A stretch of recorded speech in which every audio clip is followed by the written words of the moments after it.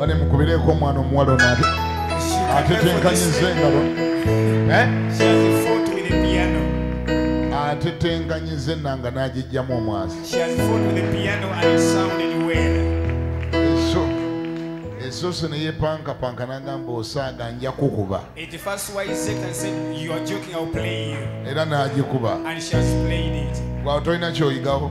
Aren't you learning something? Weegendereze okuuma ekifo kyo. Please keep your place.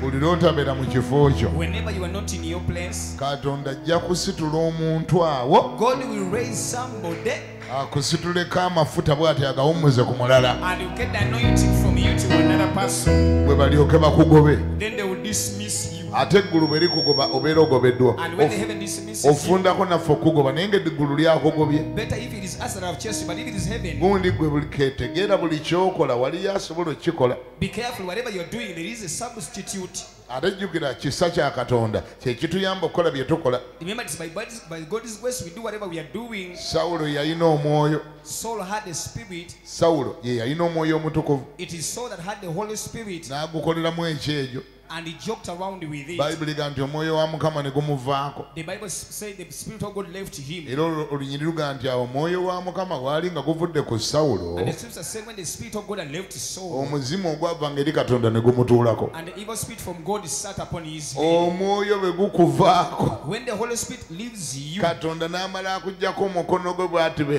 pa. and God removes his hand upon your life, Kati suubira mizimu kutuulako. then expect demons to sit in your life. Kamaffe ebazibwe. Praise be to our Lord Era bwe Jesus. bagumuggyako ne baguweereza Dawudi. It was moved from him unto David. Kati ate nga yali takirowoozangako nti walibeerayo kabaka omulala. And he had never thought there was another king to replace him. Munnange buli kyokola ekyo Whatever you are doing, tegeera nti waliyo omulala Katonda gw'asobola okusitula n'akikola. just know God can lift up somebody to do the same work you are N'olwekyo doing. tubonyeebonye empola, So trouble us a little bit. tulumyerumye empola. You make pain for a little bit. Katonda w'ayita Sawulo ate wabeerayo ne Dawudi gw'atayitanga. When God calls Saul, there is a David that he has never called him. Ani awulira ngambeko nti amen. How many hear him say amen?